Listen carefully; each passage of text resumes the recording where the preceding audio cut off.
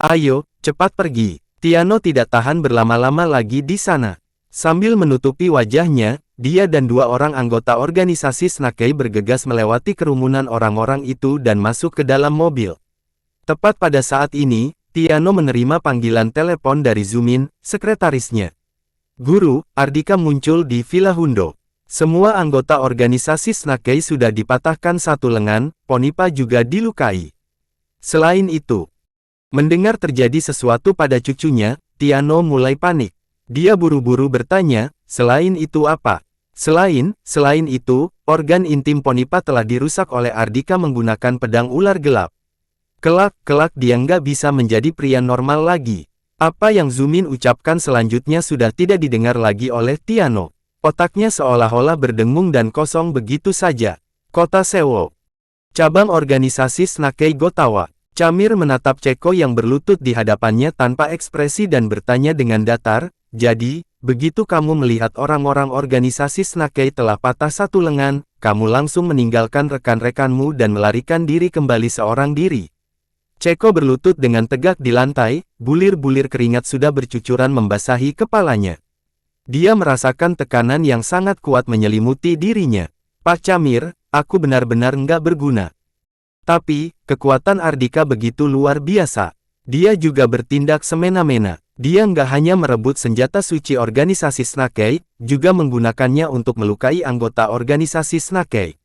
Jadi, aku bergegas kembali ke kota Seoul, meminta Pak Chamir untuk turun tangan. Sekarang hanya dengan Pak Chamir turun tangan, baru bisa menekan orang itu. Kata Ceko dengan gigi terkatup. Biarpun dia memang telah ketakutan setengah mati pada Ardika. Setelah mengetahui semua anggota organisasi Snakey yang dibawanya telah patah satu lengan, dia takut Ardika datang mencarinya. Karena itulah, dia bergegas melarikan diri kembali ke kota Seoul. Dibandingkan dengan saat Haron melarikan diri dari kota Banyuli sebelumnya, pergerakannya jauh lebih cepat. Bam! Chamir melambaikan tangannya. Saat itu pula, lengan bajunya bagaikan cambuk besi yang mendarat di tubuh Ceko. Tubuh Ceko langsung terpental dan menabrak dinding dengan keras. Ah! Ceko memuntahkan seteguk darah. Berusaha menahan rasa sakit yang menjalar di sekujur tubuhnya, dia bergegas merangkak dan berlutut kembali. Takut mati. Kalau cabang organisasi Snakey Gotawa nggak ada aku, hanya dengan mengandalkan pecundang seperti kalian, nggak tahu akan ditindas oleh orang lain menjadi seperti apa. Setelah melontarkan satu kalimat itu dengan datar, Chamir berbalik menuju ke mejanya, lalu mulai mengayunkan kuasnya. Tak lama kemudian, dia sudah selesai menulis. Setelah tinta di atas kertas itu kering, Chamir mengangkat selembar kertas itu, lalu mengisyaratkan Ceko untuk menghampirinya. Ceko berlutut menghampiri Chamir, lalu menerima selembar keras itu dengan penuh hormat. Hanya ada 6 kata, tetapi sangat tajam, bahkan seolah-olah memancarkan niat membunuh yang bisa membuat orang merinding. Kemarilah dengan berlutut untuk menerima kematianmu. Setelah membaca ke-6 kata itu, Ceko merasakan saking tajamnya kata-kata itu, matanya terasa sedikit sakit. Chamir melambaikan tangannya dan berkata, kamu pergi ke kota Banyuli, serahkan ini pada Ardika secara pribadi. Ingat, serahkan secara langsung padanya. Chamir berpesan satu kalimat lagi. Melihat sorot mata dingin dan tajam Chamir, Ceko bergidik ngeri. Baik. Kediaman wali kota Banyuli. Dengan memanfaatkan kunjungan kali ini, Ardika kebetulan bisa memeriksa bagaimana kerja kediaman wali kota belakangan ini. Dia tetap berada di sini hingga malam hari. Tuan Ardika, seseorang bernama Ceko, yang katanya adalah anak buah Chamir, ingin bertemu dengan Tuan. Dia bilang Chamir memintanya untuk membawakan sesuatu kemari. Saat ini, Hamdi berjalan memasuki ruangan Ardika, melaporkan kedatangan Ceko. Ardika mengangguk, lalu bangkit dan berkata, kebetulan aku sudah lelah, aku akan pergi menemuinya. Halo, Tuan Ardika. Begitu melihat Ardika keluar, Ceko yang sedang duduk bergegas bangkit. Dia tidak berani berlagak hebat di hadapan Ardika.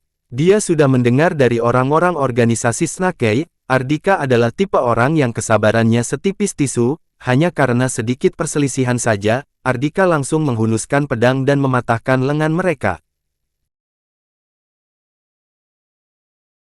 Sepertinya setelah aku memberi pelajaran pada dua kelompok organisasi Snakey, akhirnya kalian sudah mengerti apa namanya sopan santun.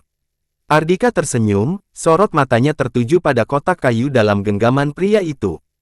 Kemudian, dia bertanya, ini adalah barang yang Camir suruh antarkan padaku. Ceko berpura-pura tidak mendengar satu kalimat depan yang dikatakan oleh Ardika. Dia meletakkan kotak kayu tersebut, lalu berkata, ya. Benar, ini adalah kaligrafi tulisan tangan Pak Camir. Melihat Ceko yang gugup saat berbicara, Ardika tersenyum tipis dan berkata, sini, serahkan saja. Ceko menyodorkannya pada Hamdi. Hamdi membuka kotak kayu tersebut, lalu mengeluarkan gulungan kertas di dalamnya.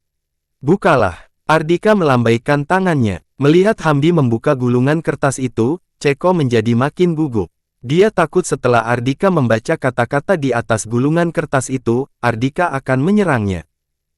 Hamdi meletakkan gulungan kertas yang telah terbuka itu di atas meja. Kemarilah dengan berlutut untuk menerima kematianmu. Begitu melihat 6 kata yang dipenuhi niat membunuh itu, Hamdi seakan-akan bisa merasakan ada 6 bilah pisau yang mengarah padanya. Dalam sekejap, ekspresinya langsung berubah menjadi sedikit pucat. Tanpa dia sadari, dia melangkah mundur 2 langkah. Bulir-bulir keringat dingin juga bercucuran di keningnya. Tepat pada saat ini, sebuah tangan kokoh menyentuh bahunya, menegakkan tubuhnya yang sedikit terhuyung. Hamdi menoleh. Begitu melihat orang itu adalah Ardika, dia buru-buru mengucapkan terima kasih. Kemudian, dia segera meminta maaf. Maaf, Tuan Ardika. Aku nggak mengendalikan diriku dengan baik. Nggak perlu menyalahkan dirimu sendiri. Ardika menggelengkan kepalanya. Setelah melirik ke 6 kata itu, dia tersenyum dan berkata, cekak, dasar Camir ini. Jelas-jelas dia adalah seorang petarung, untuk apa berlagak layaknya seseorang yang elegan. Ceko sedikit terkejut. Dia tidak menyangka setelah melihat 6 kata itu, Ardika tidak marah. Dia sedikit menghela napas lega, lalu segera bertanya, Tuan Ardika, Pak Camir hanya menginstruksikanku untuk menyerahkan kaligrafi ini. Apa aku sudah boleh pergi sekarang? Walaupun Ardika tidak marah, tetapi dia juga tidak ingin berlama-lama di sini. Bagaimana kalau Ardika berubah pikiran dan tiba-tiba menyerangnya? Tunggu sebentar. Ardika melambaikan tangannya dan berkata dengan tenang, aku juga ingin menghadiahkan kaligrafi untuk Camir. Selesai berbicara, dia melirik Hamdi. Tuan Ardika, aku akan segera menyiapkan tinta dan kuas untuk Tuan. Hamdi segera berbalik dan pergi. Tak lama kemudian, dia kembali lagi dengan membawakan peralatan yang dibutuhkan bersama seseorang lainnya. Ardika mengambil kuas yang telah dibubuhi tinta, lalu mulai menulis. Nggak disangka ternyata Tuan Ardika juga paham kaligrafi. Mengamati pergerakan tangan Ardika, Hamdi tahu Ardika sudah paham kaligrafi. Ardika melambaikan tangannya dan berkata, Hamdi, jangan lihat lagi. Oh, oke. Walaupun Hamdi tidak mengerti maksud Ardika, tetapi dia tetap mengalihkan pandangannya ke arah lain. Tak lama kemudian, Ardika sudah selesai menulis. Dia meletakkan kuasnya, lalu mengalihkan pandangannya ke arah Ceko dan berkata, kamu bawa kaligrafi ini pulang, lalu serahkan pada Camir. Baik, mau tidak mau, Ceko melangkah maju. Dia mengalihkan pandangannya ke arah kertas di atas meja, penasaran apa yang ditulis oleh Ardika. Kemarilah dengan berlutut untuk menerima kematianmu. Begitu pandangannya tertuju pada kertas, Ceko langsung mengenali apa yang ditulis oleh Ardika. 6 kata, sama persis dengan yang ditulis oleh Camir. Namun, hanya meliriknya sekilas saja, Ceko langsung merasakan pandangannya menjadi gelap, kepalanya diserang oleh rasa pusing yang luar biasa. Detik berikutnya, organ dalamnya langsung bergejolak, cairan manis terasa sudah sampai di tenggorokannya. PVVTTT, Ceko langsung memuntahkan seteguk darah. Hamdi membuka mulutnya dengan lebar, dia sangat terkejut sekaligus keheranan. Kalau bukan karena dia melihatnya dengan mata kepalanya sendiri, dia pasti sudah mengira Ardika tiba-tiba menyerang Ceko. Apakah Pak Ceko mengidap penyakit parah? Hamdi buru-buru mengajukan pertanyaan itu, berencana untuk membantu memanggil ambulans. Dia tidak bisa membiarkan anggota organisasi Snakey mati di sini. Kalau tidak, akan sulit memberikan penjelasan. Setelah memuntahkan seteguk darah, rasa mual yang menyelimuti hati Ceko sudah menghilang sebagian. Dengan ekspresi pucat, dia menggelengkan kepalanya dengan sedikit kebingungan dan berkata, "Enggak, kondisi tubuhku sangat baik." Ceko sendiri juga tidak tahu ada apa dengannya tadi. Selesai berbicara, melihat darahnya yang mengotori lantai, dia buru-buru berkata, "Maaf, Tuan Ardika, aku nggak sengaja mengotori lantai. Aku akan segera mengelapnya hingga bersih." Tanpa menunjukkan ekspresi apapun dan mengucapkan sepatah kata pun, Ardika hanya menganggukkan kepalanya.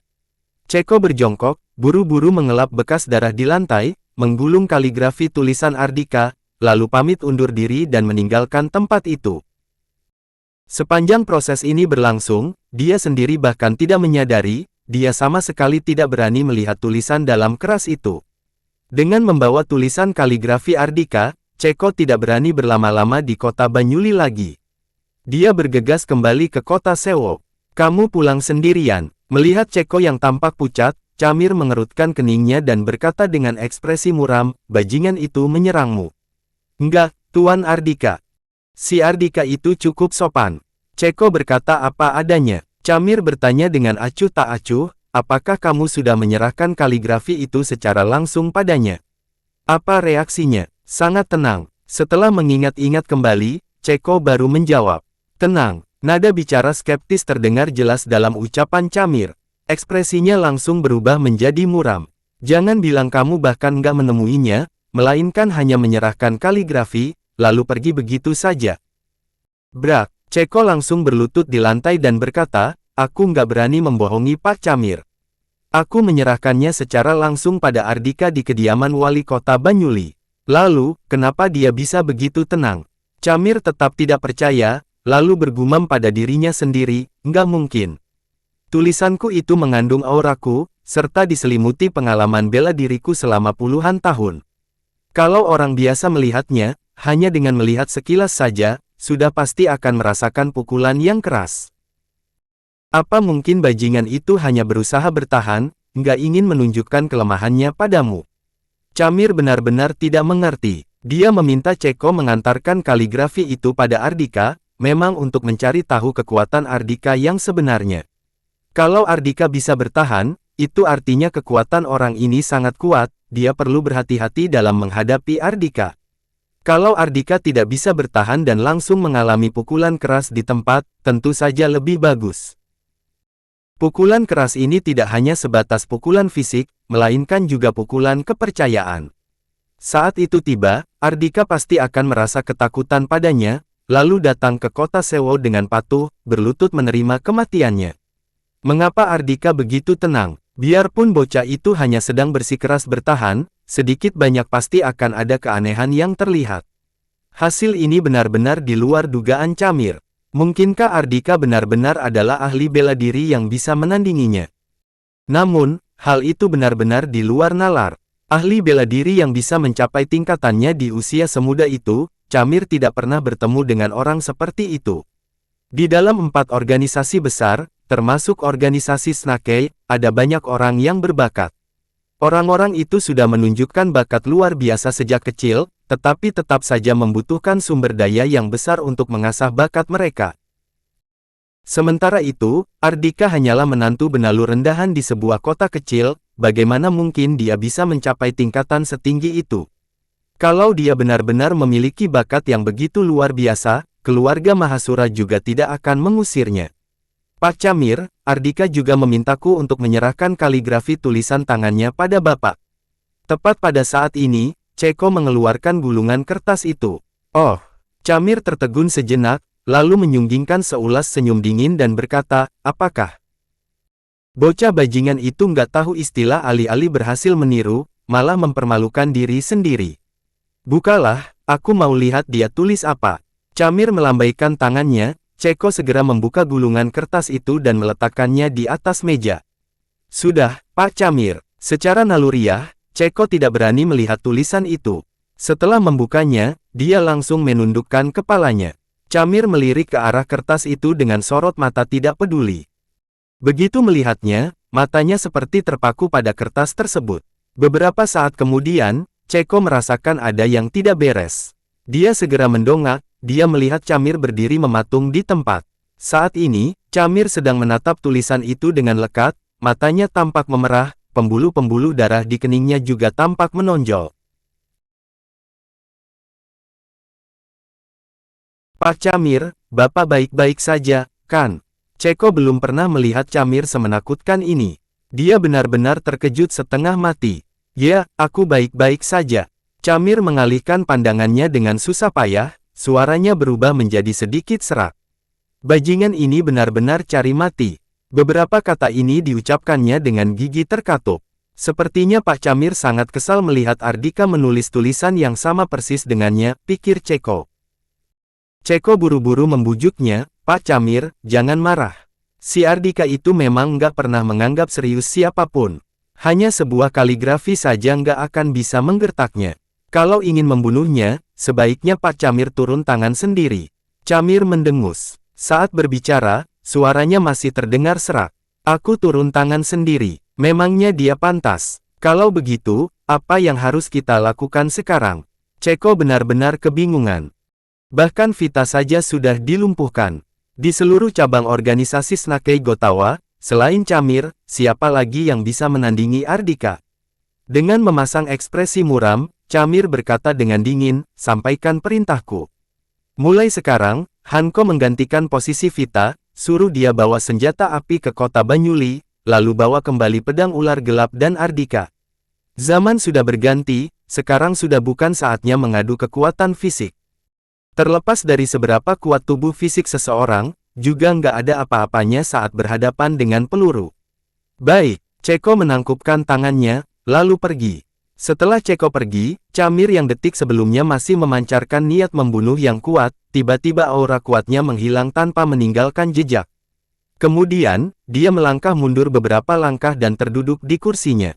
Secara naluriah, sorot matanya tertuju pada tulisan Ardika di atas meja, seakan-akan tulisan itu mengandung sihir yang bisa menarik perhatiannya. Pefret, detik berikutnya, seteguk darah muncrat dari mulut Camir, ruang di hadapannya seolah-olah berubah menjadi uap darah yang menakutkan. Bagaimana mungkin bajingan itu bisa sekuat ini? Camir bersandar di kursinya dengan lesu dan bergumam pada dirinya sendiri. Apapun yang terjadi, aku nggak bisa pergi ke kota Banyuli. Malam harinya, Ardika tiba-tiba menerima panggilan telepon dari Huris. Kak, Ardika, aku ingin memohon pengampunan darimu dulu. Mendengar Huris tiba-tiba mengucapkan satu kalimat aneh itu, Ardika mengerutkan keningnya dan berkata, memohon pengampunan apa? Bukankah kamu sedang berada di rumah sakit? Huris berkata, aku punya seorang adik sepupu bernama Hanko, putra haram paman keduaku. Walau saat dia masih sangat kecil, dia sudah dibawa pulang ke kediaman keluarga Sudipya, dia selalu dipandang rendah. Tapi, setelah dia tumbuh dewasa, dia tiba-tiba menunjukkan bakat yang luar biasa, lalu direkrut oleh organisasi Snakei. Hari ini, aku mendengar informasi dari keluargaku, dia tiba-tiba dipromosikan, menggantikan posisi Vita sebelumnya. Aku berasumsi mungkin dia akan dikirim oleh organisasi Snakei untuk melawanmu, jadi aku terlebih dahulu memohon pengampunan pada Kak Ardika, agar kamu bisa melakukan persiapan. Sejak kecil, hubunganku dengan adik sepupuku ini nggak baik, bahkan. Intinya dulu aku sering menindasnya. Dia memendam kebencian terhadapku, mungkin dia nggak akan mempertimbangkanku. Ardika tersenyum dan berkata, maksudmu, kamu nggak hanya takut dia nggak mempertimbangkanmu, mungkin akan makin menjadi-jadi saat menghadapiku karena hubungan kita baik. Ada kemungkinan seperti itu. Huris menanggapi dengan canggung. Ardika berkata dengan tenang, oke, aku sudah mengerti. Sebaiknya kamu berdoa agar adik sepupumu ini nggak menyulut amarahku. Kalau nggak, kemungkinan besar keluarga Sudipya akan kehilangan keturunan yang berbakat. Setelah mengakhiri panggilan telepon, sorot mata Ardika berubah menjadi dingin. Dasar Camir sialan, nggak ada habis-habisnya permainannya. Dia terus-menerus mengirim anak buahnya kemari. Apa mungkin aura membunuh tulisanku sudah terlalu menakutkan, sampai-sampai membuatnya ketakutan setengah mati. Tiba-tiba Ardika merasa sedikit menyesal. Daripada menakut-nakuti Camir seperti itu, lebih baik dia memancing orang itu kemari. Dengan begitu, dia bisa menyelesaikan masalah hingga tuntas.